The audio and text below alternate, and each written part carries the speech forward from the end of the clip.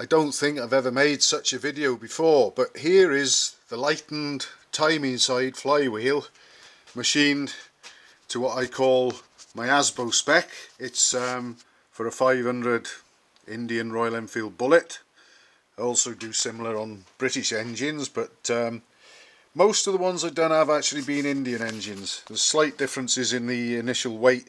The British crank assemblies are usually a little bit heavier than the Indian ones, but I lighten them in either case, and this is an Indian one obviously, and I've lightened this one and rebalanced it.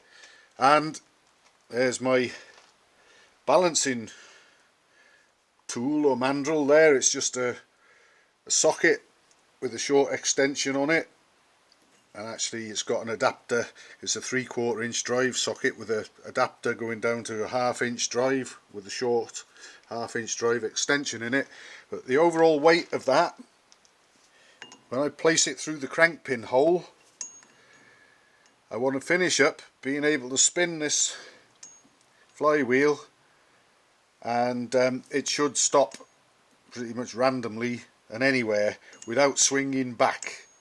Wherever it stops, it shouldn't sort of try and swing back. And I've got it supported lightly between centres and the lathe there by the end of its main shaft and the centre of its main shaft on the inside face of the flywheel, and sure enough it's spinning round and stopping pretty randomly, and by and large anywhere.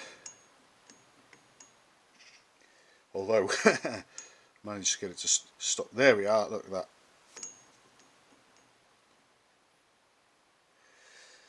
Look at all those holes I've drilled. Now this is going to be a lot lighter than standard. I've reduced the diameter, I've reduced the width of the flywheel from the inside face and the outside face. I'm not going to give any numbers or figures or weights or anything away. This is my little secret. And as for the weight of the mandrel to balance the flywheel, I couldn't tell you the weight of that anyway because it's so long ago that I worked it out. But I've actually got this socket labelled 500, and if I want to rebalance a 350, I've got this slightly smaller socket here marked 350, and if I put that on the rest of the adapter and the short extension, I can put it through a flywheel and balance out a 350 flywheel. So this is how I balance flywheels individually. Now I've still got to drill, I've machined, but I've still got to drill out the drive side flywheel to get it to balance in this manner. And once I've done that, I've got the conrod, the steel conrod and roller big end have arrived, so hopefully this afternoon I'll be putting that lot together and truing it, and we should have a flywheel, a crank assembly built to Asbo spec to go into my customer's engine.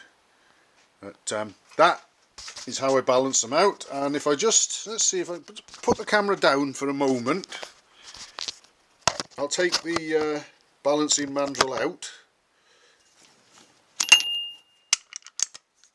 That's it there. Now look at the difference.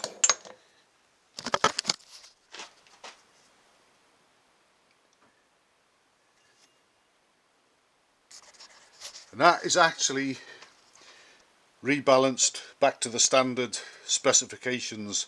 It's just obviously when I take material off the flywheel rim and faces to lighten it, the balance is lost and I have to redo it. So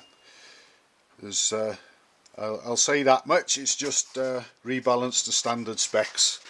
But like I say, I couldn't tell you the weight of these two because I can't remember it. I don't even think I made a note of it, although I probably better weigh them at some time and make a note for myself. But some information has to be kept quiet, but that's how I do it.